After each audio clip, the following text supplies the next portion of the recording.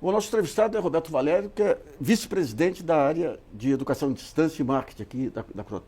Roberto, a tecnologia muda os processos pedagógicos de educação.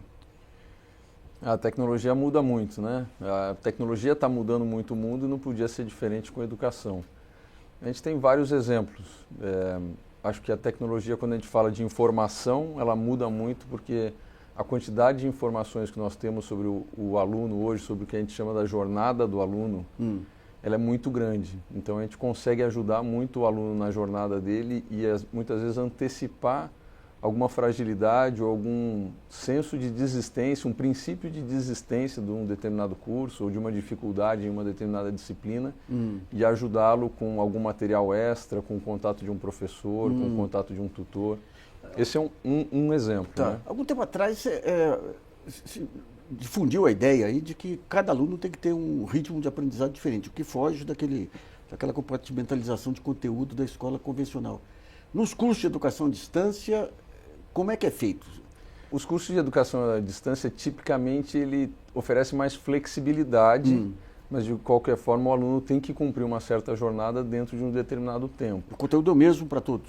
O conteúdo dentro da Croton é exatamente o mesmo. Então, a mesma matriz curricular, os mesmos experimentos, a mesma experiência que um aluno tem num banco escolar dentro de uma universidade, né, tradicional, física, é o mesmo conteúdo que o nosso aluno de educação à distância tem no interior do Pará ou na Ilha do Marajó.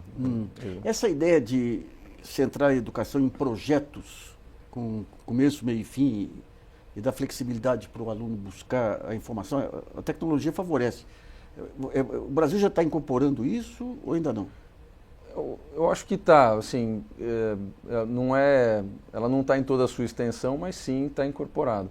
Eu acho que trabalhar com a metodologia de projetos, né, ou a metodologia de problematização, ou tentar trazer casos para a realidade do aluno, ela é importante porque ela mistura conteúdo, né, mistura a informação que o aluno precisa ter com o forçar a pensar, o forçar a buscar uma solução. Na verdade, o que a gente acredita muito é que hoje a gente precisa ajudar os alunos a serem resilientes e a saberem pensar ou buscar as informações, porque as informações, mais do que nunca, né, estão disponíveis hoje. E como é que é a interação entre eles? Quer dizer, o sistema induz essa interação, troca de experiências, troca de informações? Permite. O sistema permite não só a interação presencial, porque no nosso modelo de educação à distância, nós temos um modelo 100% online, onde o aluno só vai em algum lugar presencialmente para fazer a prova, mas nós temos também o que a gente chama de semipresencial, que é um encontro semanal. Então, tem uma mescla de interatividade entre pares ou entre tutores presencialmente, uma vez por semana, mas também dentro do ambiente virtual de aprendizagem, através de fóruns, de questões que são colocadas pelos professores e pelos tutores, existe essa interação digital também. Quando se fala presencialmente, é todos no mesmo ambiente ou em ambientes diferentes ligados aí por webconference? Interessante, muito interessante essa pergunta. O nosso professor, ele está dentro de um estúdio, né, como esse aqui, dando aula. E a gente pode ter, por exemplo, 5, 6, 7 mil alunos recebendo aquela aula numa primeira metade do período desse encontro. E depois, no segundo período, nós temos um tutor dentro de sala de aula fazendo os trabalhos, né, fazendo as simulações ou construindo os cases com os alunos. Então, ela é uma interação através de um sinal de satélite, por exemplo, com o professor numa parte do momento desse encontro, e depois é uma interação presencial entre o tutor, né, que está na sala de aula, e os alunos, ou entre eles mesmos, entre os próprios alunos. Você monta um curso de educação à distância, em cada localidade você tem que ter um volume, uma quantidade X de alunos e um professor. Não um professor, um tutor. Um tutor, sim. Qual é a formação do tutor?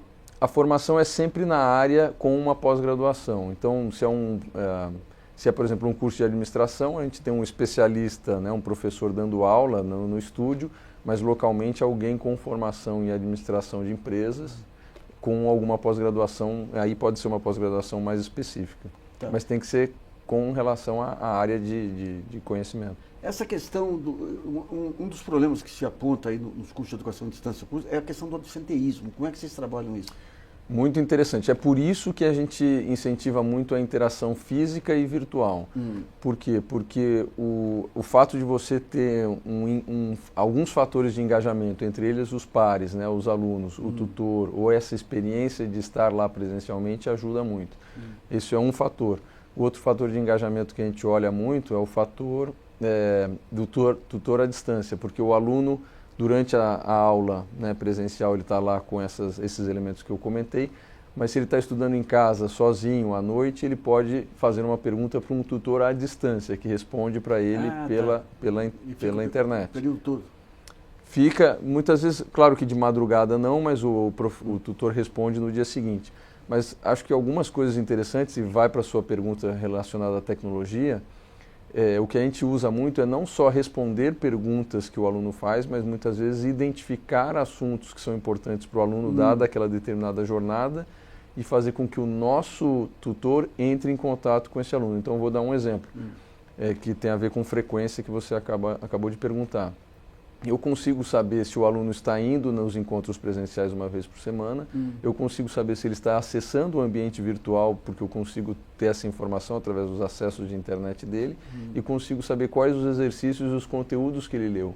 Então, isso gera um modelo preditivo para que o nosso tutor, à distância, entre em contato com o aluno e diga: puxa, Roberto, eu vejo que você faltou nas 2 últimas semanas e faz mais de 10 dias que não acessa o ambiente virtual de aprendizagem.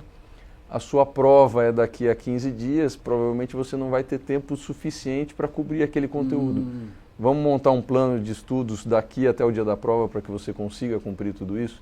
Então, isso gera aproximação, isso gera engajamento e faz com que o aluno avance nesse projeto dele. Quer dizer que todo o material pedagógico é digital?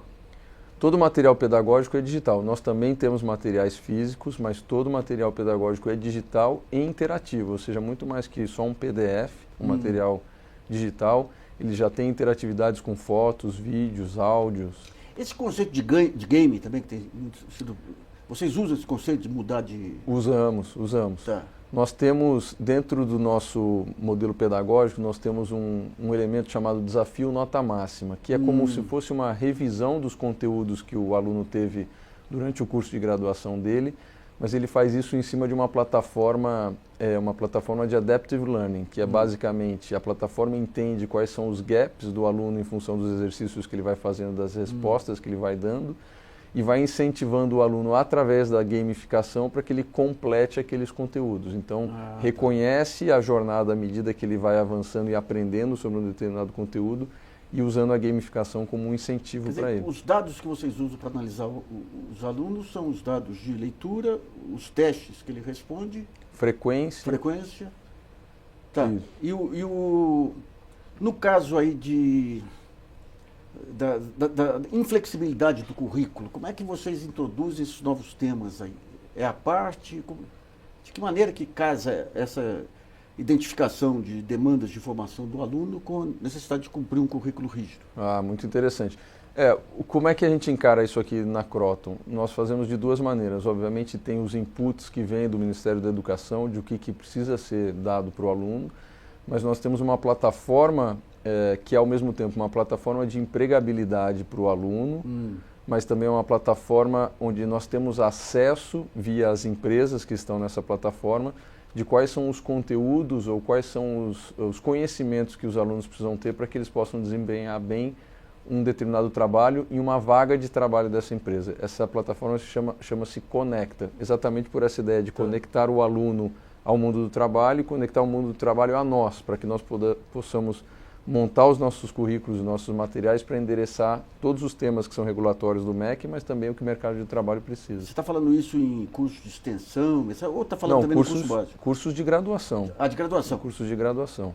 É uma plataforma, é a maior plataforma de empregabilidade. E o objetivo nosso é realmente oferecer a oportunidade para que o nosso aluno consiga se empregar. Se pegar em termos de empresas, quais são os conhecimentos básicos? Estou falando também do uso de computador, de aplicativos. O que é o conhecimento básico inicial assim para o aluno começar a se inserir nesse mercado? No mercado de trabalho? Depende muito da área de conhecimento que esse aluno está, mas eu diria que tem algumas coisas, assim, todas as áreas hoje em dia fazem um uso muito grande de tecnologia, a área de saúde, a área de engenharia, a área de administração. Ou seja, não tem como o aluno se formar e não ter uma boa referência sobre como usar a tecnologia. Hoje em dia é impossível, ele não vai conseguir avançar na carreira dele. Mas tem alguns outros elementos que também são importantes, que é o elemento da resiliência, né? Porque a gente sabe que é muito difícil para o aluno, assim, ele vai ter muitos obstáculos ao longo da vida profissional dele. Então, ser resiliente, ser capaz de solucionar problemas é o que os empregadores mais buscam hoje. Né? Não desistir, ser inteligente para buscar soluções para coisas que não existem respostas prontas hoje em dia. Que tipo de teste? Dá um exemplo de um tipo de teste assim, que desafia o aluno. Então, são testes, normalmente são casos hipotéticos, né, casos baseados em alguma vida real, né, em algo que aconteceu na vida real, mas postos dentro de algum setor novo. Então, por exemplo, como é que a gente pode facilitar o acesso a elementos de saúde diagnóstica, por exemplo, a comunidades muito distantes da realidade dos grandes centros. Então, os alunos de uma área, por exemplo, de saúde, são incitados a pensar em como um aplicativo que roda num celular e que pode, através de fotos, ou pode usar algum elemento para que a gente consiga capturar esses elementos e, portanto, dar uma solução, ou pelo menos um caminho para uma determinada cura, ou alguma coisa, algum tratamento. São desafios individuais ou para grupos? Os dois. Nós né? trabalhamos as duas coisas, exatamente porque nós acreditamos que as pessoas têm que ter essa capacidade de fazer as coisas sozinhas, mas eles não conseguem buscar soluções sozinhas, porque as pessoas não conhecem mais sobre tudo. Então precisa ter a união entre alguém que conheça do setor de saúde, e alguém que entenda de tecnologia e alguém que entenda de gestão, para que se possa construir um app que faça sentido, por exemplo. Quando a gente pega o estudo tradicional, a competição entre os alunos era a peça central lá de... Hoje, quando você vê o ambiente das empresas, a sociabilidade, a capacidade de interagir, de colaboração é relevante. Entre esses dois focos, como é que vocês trabalham? Nós trabalhamos os dois. Eu acho que o mais importante, né, nós achamos aqui que o mais importante para o aluno é saber tomar a decisão correta de o que usar, em que momento. Pegar todo o instrumental e... Ele tem que ter todos os instrumentos, ele tem que ser competitivo, porque em alguns momentos a vida profissional vai exigir, mas em boa parte do tempo ele vai ter que saber se associar, articular, buscar entregar o seu trabalho através de outros, né? Porque as pessoas não fazem as coisas sozinhas. Tem perfis diferentes, o aluno só presencial e o aluno de educação à distância? Tem perfis diferentes. O aluno de educação à distância ele é tipicamente um pouco mais velho, porque são alunos que se formaram no ensino médio há algum tempo, foram formar família ou foram trabalhar em alguma atividade que precisava e que depois de um tempo retornam para os estudos, né? Essa é uma característica.